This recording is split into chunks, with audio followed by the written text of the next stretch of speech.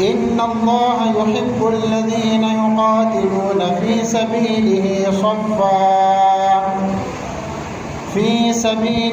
صفا كأنهم بنيان مرصوص۔ اس آیت مبارکہ کا ترجمہ ہے، اللہ سبحانہ و تعالی یقیناً ان لوگوں سے محبت کرتا ہے جو اللہ تعالیٰ کی راہ میں سب بستہ ہو کر لڑتے ہیں، گویا وہ سیسہ پلائی ہوئی دیوار ہے۔ برادران اسلام، ابھی چند روز قبل پاکستان اور بھارت کی لڑائی میں افواج پاکستان نے جو آپریشن کیا، اسے جو نام دیا وہ قرآن مجید کی اس آیت سے دیا، بنیان مرصوص۔ اور اللہ سبحانہ و تعالیٰ نے ہمیں اس میں بھرپور کامیابی سے نوازا، کامیابیوں سے ہمکنار فرمایا، الحمدللہ۔ اور اس بات پر سب سے پہلے اللہ سبحانہ و تعالیٰ کا شکر ادا کرنا چاہیے، اور پھر اس طرح اس معرکہ میں کئی سارے ایسے امور ہیں جو قابل قدر ہیں، قابل ستائش ہے، وہ انشاءاللہ العزیز مختصراً بیان کریں گے۔ نمبر 1، جنگ کی اولاً ابتدا نہیں کی گئی، جنگ کی اولاً ابتدا نہیں کی گئی، بلکہ حملہ ہونے کی صورت میں بدلہ لیا گیا۔ اور نمبر 2، اسلامی اصطلاحات بنیان مرصوص اور والعادیات ضبحا، یہ عظیم اصطلاحات استعمال کی گئی۔ اور نمبر 3، حملہ کرنے سے قبل باقاعدہ دعا کی گئی اللہ سبحانہ و تعالیٰ سے، جو کہ نبی کریم صلی اللہ علیہ وسلم کی سنت ہے، جیسا کہ صحیح مسلم میں حدیث ہے، عمر بن خطاب رضی اللہ تعالیٰ عنہ فرماتے ہیں کہ جب بدر کا دن ہوا تو رسول اللہ صلی اللہ علیہ وسلم نے مشرکین کی طرف دیکھا، دشمن فوج کی طرف دیکھا، وہ 1000 تھے، اور اصحاب رسول صلی اللہ علیہ وسلم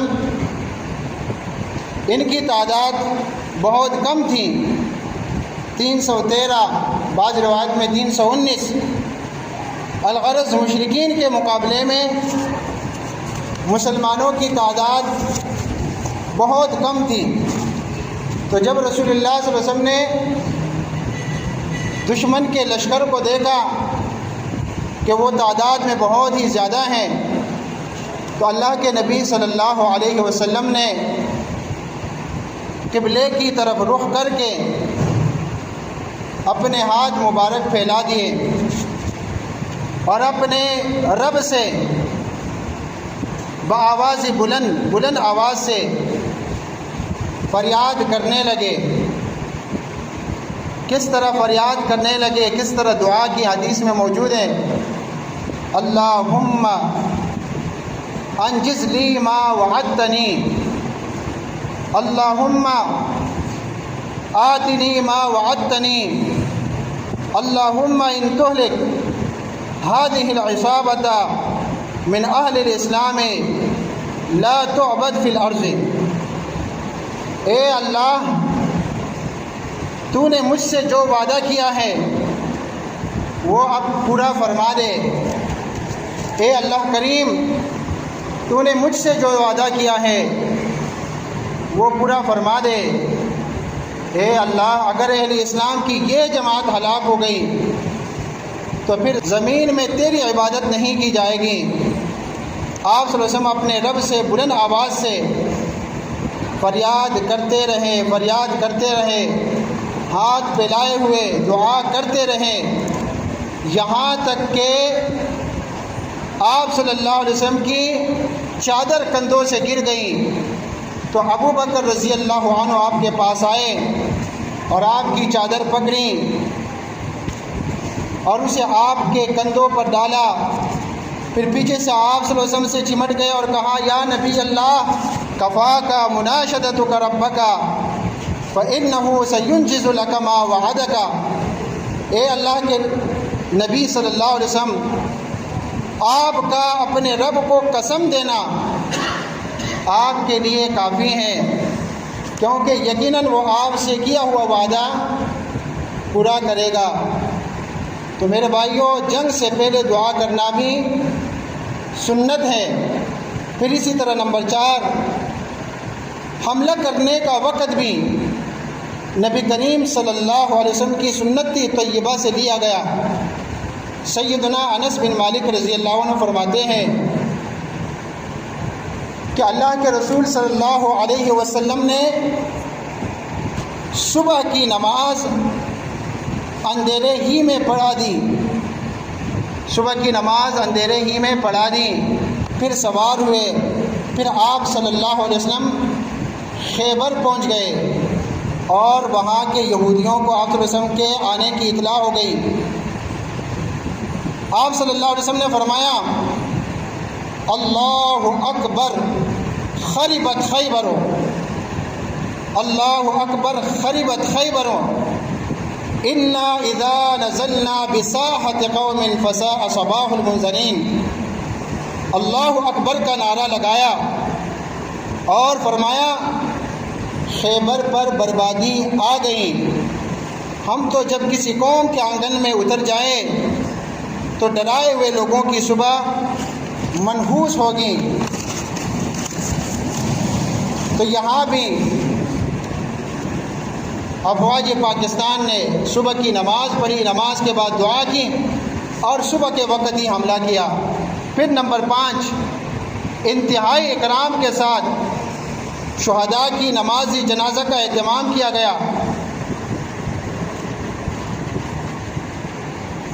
ایک تو اس کامیابی اور جنگ کے خاتمے پر اللہ تعالیٰ کا شکر ادا کرتے ہیں، اور پھر اس موقع پر سب سے زیادہ قرآن مجید کی جس آیت مبارکہ کو پڑھا گیا اس آیت مبارکہ کی مختصر تفسیر بیان کرتے ہیں۔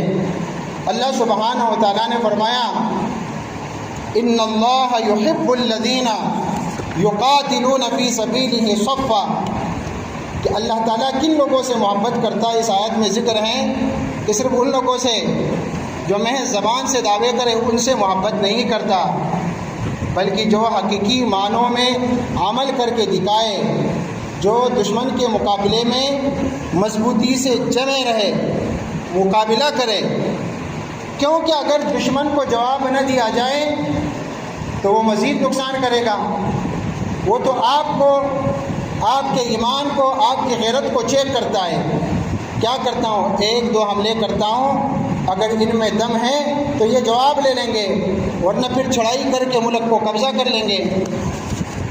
تو شر کے خاتمے کے لیے دنیا میں شر موجود ہے نا، فساد موجود نہیں ہے۔ آپ اگر شر کا مقابلہ نہ کریں اور کچھ نہ کہے، بھائی یہاں پہ کچھ لوگ نکل آئے، بچوں کو اغوا کرنا شروع کر دے، ظلم و ستم کرنا شروع کر دے، کوئی ان کے مقابلے کے لیے نہ اٹھے بس، تو کیا ہوگا؟ وہ اپنی بدمعاشی کرتے دکھائیں گے، ان کو جواب دیا جائے گا، ان کے حملے کا جوابی حملہ کیا جائے گا ان پر، تب ان کے جو ہے نا دماغ ٹھکانے میں لگے گی۔ تو یہاں اللہ سبحانہ و تعالیٰ نے فرمایا کہ میں کن لوگوں سے محبت کرتا ہوں؟ جو صرف زبان سے دعوے کرتے ہیں نہیں، فرمایا ان اللہ یحب الذین، بے شک اللہ سبحانہ و تعالیٰ ان لوگوں سے محبت کرتا ہے یقاتلون فی سبیلہ صفا، جو لڑتے ہیں اللہ کے راستے میں سب بستہ ہو کر، کأنہم بنیان مرصوص، گویا کہ وہ سیسا پلائی ہوئی دیوار ہے۔ بے شک اللہ تعالیٰ ان کو پسند کرتا ہے، ان سے محبت کرتا ہے جو اس کی راہ میں سب باندھ کر لڑتے ہیں۔ کس طرح لڑتے ہیں؟ اس طرح لڑتے ہیں گویا کہ سیسا پلائی ہوئی دیوار ہے۔ یہ لوگ صرف باتیں نہیں کرتے بلکہ حقیقت میں اتفاق سے دشمن کا مقابلہ کرتے ہیں۔ یہ بارڈروں کی حفاظت کرتے تب آپ آرام سے رات کو سوتے ہیں۔ فرمایا کہ یہ لوگ ایسے لوگ ہیں، ہو حلقہ یارا تو بریشم کی طرح نرم، رزم حق و باطل و تو فولاد ہے مومن۔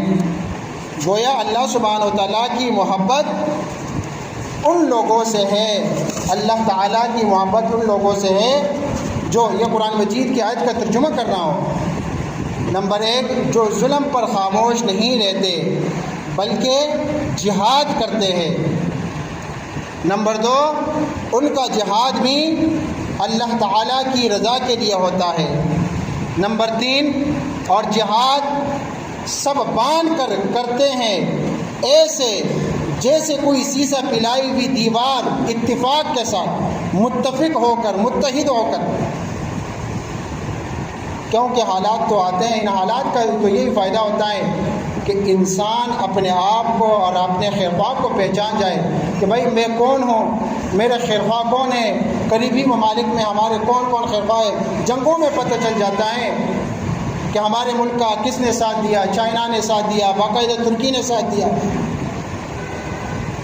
تو پتہ چل جاتا ہے دوست اور دشمن کا کہاں مشکلات میں، لڑائی کے وقت پتہ چل جاتا ہے کہ کون دوست ہے اور کون دشمن ہے۔ اور یہ بھی بہت عقل مندی کی بات ہوتی ہے کہ انسان اپنے دوست کو پہچانے اور اپنے دشمن کو بھی پہچانے، اپنے خیرخواہ کو بھی جانے کہ میرا خیرخواہ کون ہے، اور اپنے بدخواہ کو بھی جانے۔ اب اس آیت مبارکہ میں جو باتیں بیان کی گئی، ان 3 باتوں کی کچھ وضاحت آپ کے سامنے پیش کرتے ہیں۔ نمبر 1 آیت میں ہے الذین یقاتلون، کہ یہ لوگ لڑتے ہیں، جہاد کرتے ہیں۔ تو جہاد کرنے والے، اللہ کے راستے میں لڑنے والے، یقیناً قرآن کی روشنی میں، حدیث کی روشنی میں باقی لوگوں سے بہتر ہے۔ فرمان باری تعالیٰ ہے، قرآن مجید کی آیت ہے، اللہ تعالیٰ نے فرمایا ہے لا يستوي القاعدون من المؤمنین غیر اولی الضرر والمجاہدون فی سبیل اللہ باموالہم وانفسہم فضل اللہ المجاہدین باموالہم وانفسہم علی القاعدین درجہ وکلا وعد اللہ الحسنى وفضل اللہ المجاہدین علی القاعدین اجرا عظیما۔ آیت مبارکہ کا ترجمہ ہے مسلمانوں میں سے وہ لوگ جو کسی معذوری کے بغیر، کسی عذر کے بغیر گھر بیٹھے رہتے ہیں، اور وہ جو اللہ کی راہ میں جان و مال سے جہاد کرتے ہیں، دونوں کی حیثیت یکساں نہیں ہے۔ ایک شخص بارڈر پر مقابلہ کر رہا ہے دشمن کا، اور ایک شخص اپنے گھر میں ہے، اور وہ بھی بغیر کسی عذر کے، تو یہ دونوں درجے کے اعتبار سے برابر نہیں ہیں۔ اللہ نے فرمایا کہ اللہ تعالیٰ بیٹھنے والوں کی بنسبت جان و مال سے جہاد کرنے والوں کا درجہ بڑا رکھتا ہے، اللہ نے بڑا رکھا ہے۔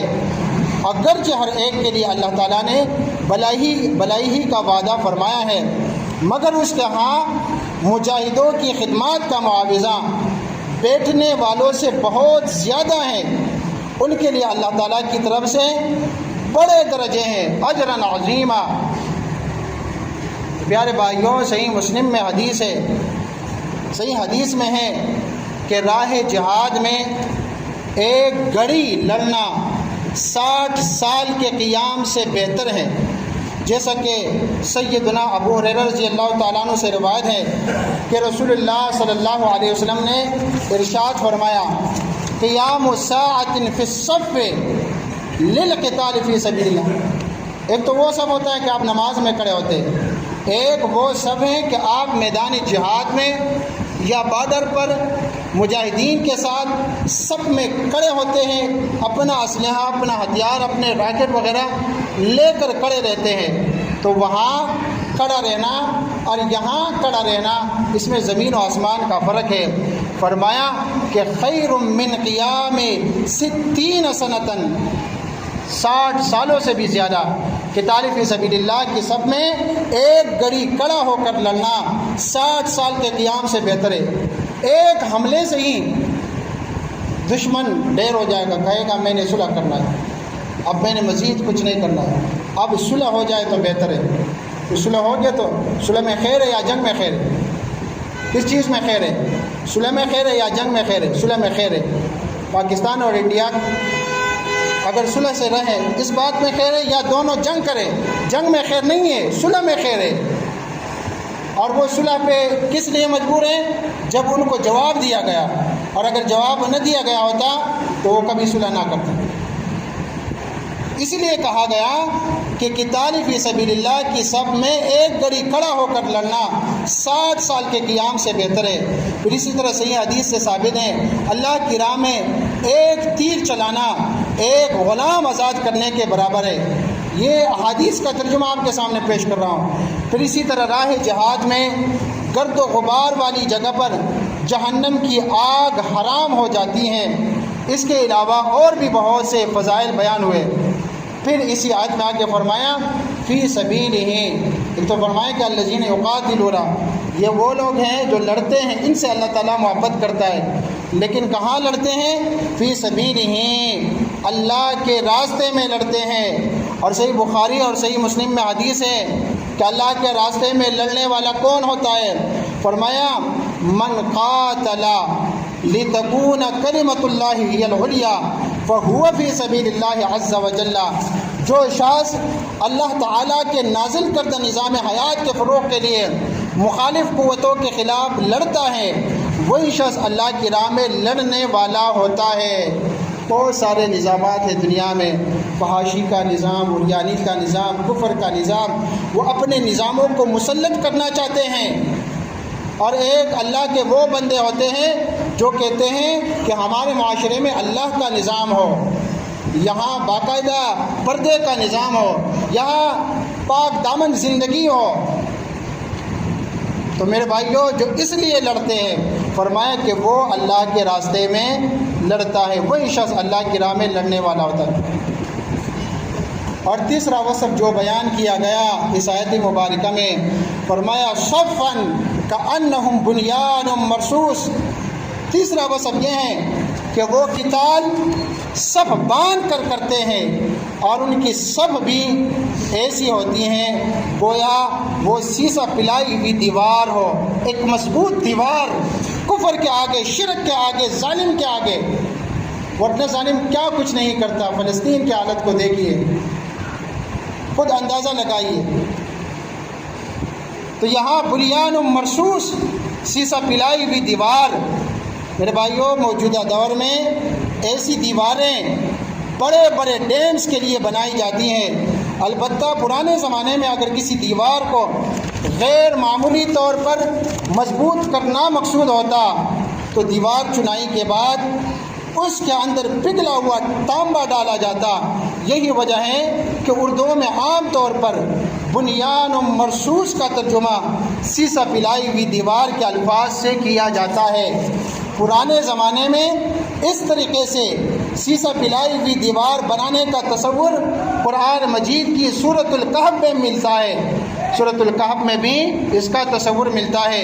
ذوالقرنین بادشاہ نے یاجوج و ماجوج کے حملوں سے حفاظت کے لیے لوہے کے تختوں کی مدد سے دیوار کھڑے کرنے کے بعد حکم دیا تھا۔ قالا، کس بادشاہ نے کہا؟ ذوالقرنین بادشاہ نے کہا، آتونی، لے آؤ میرے پاس، افرق، کہ میں ڈالوں علیہ، اس پر، یعنی اس دیوار پر، قطرہ، پگھلا ہوا تانبا۔ یہ جو دیوار میں نے کھڑی کر دی ہے یہ یاجوج اور ماجوج کے حملوں سے حفاظت کے لیے کھڑی کر دی ہے، اب اس کی مضبوطی کے لیے تم کیا کرو؟ پگھلا ہوا تانبا لے کے آؤ تاکہ میں پگھلا ہوا تانبا اس کے اوپر ڈالوں۔ بہرحال یہاں بنیان و مرصوص سے مراد میدان جنگ میں مجاہدین کی ایسی صفیں ہیں جن میں کوئی رخنا نہ ہو، کوئی خلا نہ ہو، اور ایک ایک مجاہد اپنی جگہ پر اس قدر مضبوطی سے کھڑا ہو کہ دشمن کے لیے سب کے کسی ایک حصے کو بھی دھکیلنا ممکن نہ ہو۔ اور اس کے لیے کئی باتوں کا خیال رکھنا بہت ہی زیادہ ضروری ہوتا ہے۔ نمبر 1، کس بات کا خیال رکھنا ضروری ہوتا ہے؟ یعنی انتہائی نظم و نسق سے قتال کرنا، اور نمبر 2، امیر کی اطاعت میں لڑنا، اور نمبر 3، آپس میں متفق اور متحد ہو کر میدان جہاد میں آپسی اختلافات کو بالائے طاق رکھتے ہوئے انتہائی اتفاق اور اتحاد سے دشمن کا مقابلہ کرنا چاہیے۔ ایسی بات کا رب تعالیٰ نے حکم دیا ہے۔ اللہ رب العالمین نے کیا حکم دیا؟ قرآن مجید کی آیت کو سنیے اور اس کا ترجمہ سیکھیے اور اس پر عمل کیجیے۔ فرمایا وَأَطِيعُوا اللَّهَ وَرَسُولَهُ، اللہ تعالیٰ کی اطاعت کرو اور اس کے رسول کی اطاعت کرو۔ اللہ کا حکم مانو اور اللہ کے رسول کا حکم مانو۔ وَلَا تَنَازَعُوا، اور آپس میں اختلاف نہ کرو، آپس میں فرقے مت بن جاؤ۔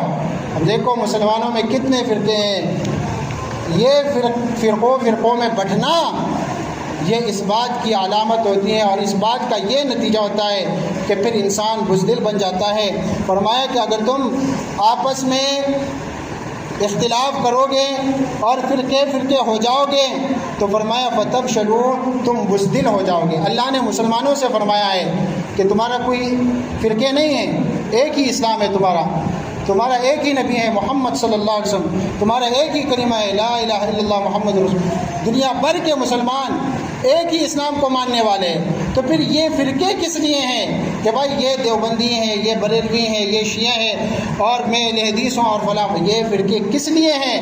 فرمایا اگر اس طرح فرقوں کی بات کرو گے فَتَفْشَلُوا، تو اللہ نے فرمایا تم بزدل ہو جاؤ گے، وَتَذْهَبَ رِيحُكُمْ، اور تمہاری ہوا اکھڑ جائے گی، تمہارا حوصلہ پھر نہیں رہے گا۔ اگر تم نے اختلاف کی بات کی، تم نے اتفاق کی بات کرنی ہے، وَاصْبِرُوا إِنَّ اللَّهَ مَعَ الصَّابِرِينَ، ثابت قدم رہو، یقیناً اللہ ثابت قدم رہنے والوں کے ساتھ ہے، اللہ صبر کرنے والوں کے ساتھ ہے۔ پیارے بھائیوں، یاد رکھیں باہمی انتشار نزاعات سے دشمن کو موقع ملتا ہے کہ تمہیں نقصان پہنچا سکے، لہذا ایسی حالت میں صبر و استقامت اور اتحاد و اتفاق سے کام لینا چاہیے۔ تو جو بنیان و مرصوص نام دیا گیا اس حملے کو، اس آپریشن کو، بہت ہی مناسب نام اور قرآن مجید کی آیت سے لیا گیا، اور جس انداز سے یہ حملہ جوابی حملہ کیا گیا، یقیناً احادیث کی روشنی میں جس وقت کا انتخاب انہوں نے کیا، احادیث کی روشنی میں یہ وقت کا تقاضا ہے بنیان و مرصوص کہ سارے دنیا بھر کے مسلمان بنیان و مرصوص ہو جائے۔ بھائیوں، جیسے ہم بیرونی لڑائی میں ایک ہوئے تو اب وقت کا تقاضا ہے کہ سارے مسلمان اندرونی طور پر بھی ایک ہو جائے، آپسی اختلافات، لڑائیوں اور دشمنیوں کو بھلا کر ایک ہو جائے۔ جیسا کہ حدیث میں ہے المؤمن للمؤمن کالبنیان یشد بعضہ بعضا، مومن کے لیے ایک عمارت کی طرح ہے، جس طرح عمارت کی اینٹیں ایک دوسرے کو تقویت دیتی ہیں، مضبوط کرتی ہیں، اسی طرح ایک مومن دوسرے مومن کو سہارا دیتا ہے، اس کی مضبوطی کا سہارا بن جاتا ہے اور ذریعہ بن جاتا ہے۔ اللہ رب العالمین سے دعا ہے کہ اللہ سبحانہ و تعالیٰ دنیا بھر کے مسلمانوں کو بنیان و مرصوص پر عمل کرنے کی توفیق عطا فرمائے۔ اللہ تعالیٰ دنیا بھر کے مسلمانوں کو اتفاق اور اتحاد کی توفیق عطا فرمائے۔